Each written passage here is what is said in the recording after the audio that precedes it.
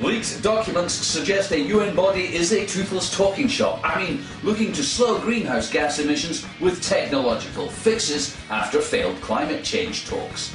Lighter coloured crops, aerosols in the stratosphere and iron filings in the ocean are among the desperate and crazed measures considered by leading scientists to geoengineer the Earth's climate. This is instead of us stopping shopping, which isn't going to happen, or planning for a potential crisis scenario, which is, but the UN aren't going to do fuck all about it anyway. The UN and rich countries despair of reaching agreement by consensus at global climate talks. The US, British and other Western scientists outlined a series of ideas to manipulate the world's climate to reduce carbon emissions. They accept, however, they might have unintended and irreversible consequences, but go on not to say tough fucking shit.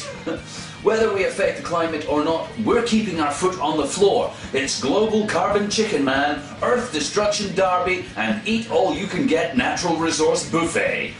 Concern over the IPC meeting centres on who should decide what kind of geoengineering takes place, because we've already decided it's gonna happen. Britain and the US strongly back imaginary geoengineering research, including a Bristol University plan to develop a hose held up by balloons through which sulfates are pumped into the stratosphere.